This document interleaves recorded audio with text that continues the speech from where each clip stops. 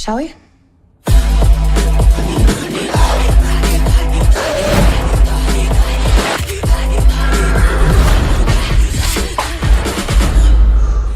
What am I going to tell my dad? Wear a hat. We're keeping this, by the way.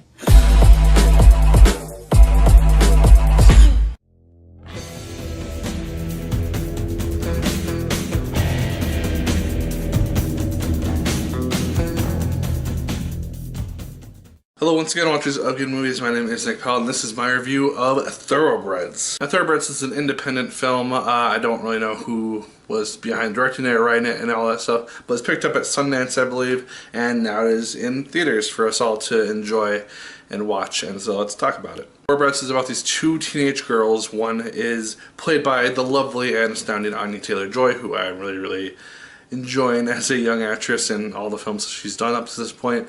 We also have Olivia Cooke, who I'm not as familiar with, but she also did a really good job in this film. All the actors did really well together in this movie.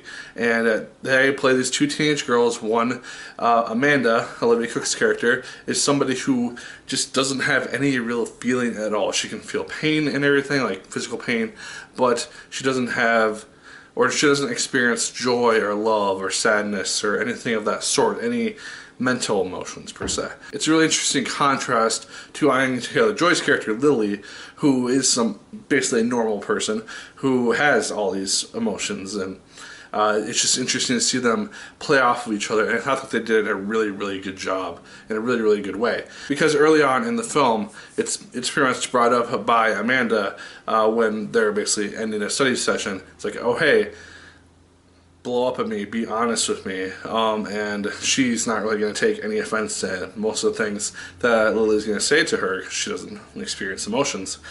And so it's really fun to see that character go from being this innocent person who's pretty much just putting on a show to being able to be kind of more raw and more blunt with this friend of hers. So I really did think that Anya Taylor-Joy and Olivia Cooke, their relationship and chemistry in this film are basically what sold it and made it work really well, and as well as it did work in this movie, because they just play off each other fantastically. And while this isn't a horror film, there are musical cues which made it seem like you're gonna have a jump scare happen to you at any moment, because it just does this dramatic flair with the music at times where it just starts to focus in on a certain area of the house or a certain thing that's happening, and the music gets really loud and dramatic, and then nothing really happens. And it seems like kind of a cop-out of sorts, and it did get a little bit annoying towards the end, but it was still kind of an interesting way to do that type of formula. General premise of this film is that we have Lily and Amanda. They're two girls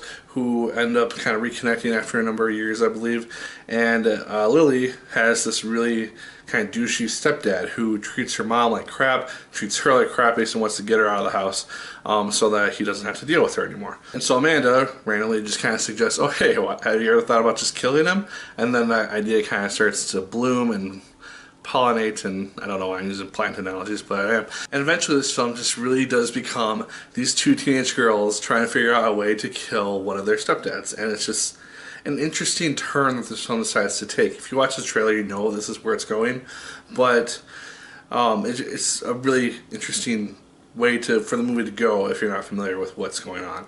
We also have the great Anton Yelchin in this film as well. He died back in 2016, tragically, and this is, I believe, the last film that he has done, which has not yet been released, which is now released, and so this is the last opportunity to really see any material from him. And I thought that he did good in this film. He did some really good dramatic work, and I really enjoyed his interactions with Anya Taylor-Joy and Olivia Cooke. They worked in an interesting way together, and you would think that this guy would have kind of more of an advantage over these two girls, but they don't really take any shit from him at all, and you see that pretty early in their interactions with him. And then really quick, without really spoiling too much of the film, I want to talk about a couple things in regards to it. One is the idea of feeling emotions versus not feeling emotions. Obviously, like I've said, Amanda's character is the one who does not feel anything, and Lily's character is the one which does.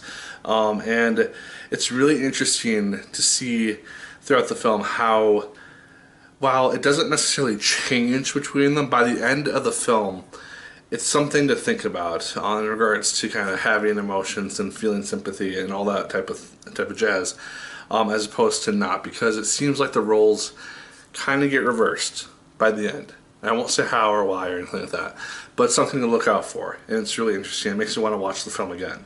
Another aspect of that is perspective, because just based on this one argument, which I thought of after seeing the movie and just kind of came up in my mind, Lily has an argument with her stepdad, maybe 2/3 the way into the movie.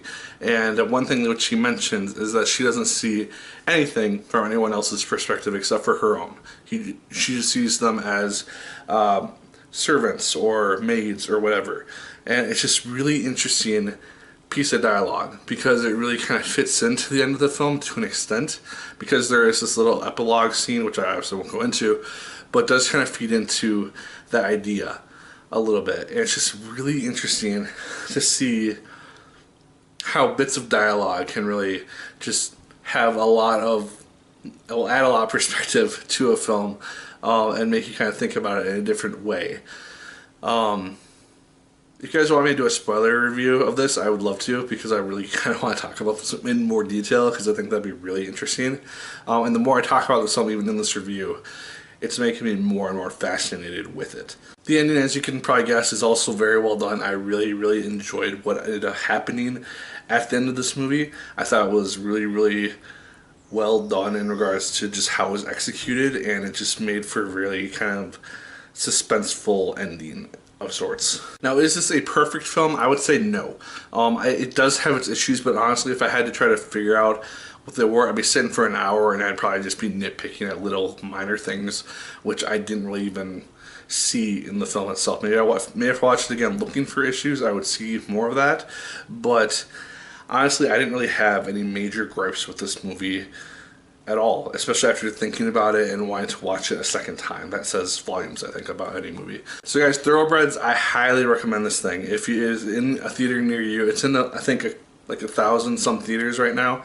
If it's near you, please check this thing out. It's really, really good, and I think it's one of Anya Taylor-Joy's best performances. Honestly, she's done The Witch and Split are the two main ones I can think of offhand, both of which I really loved her performances in, and all the actors in this film do really, really good jobs and really good work. And so, yeah, it's a really interesting movie. And if you go into it looking for those two aspects, which I mentioned offhand before, I think you might gain a little bit more appreciation for it.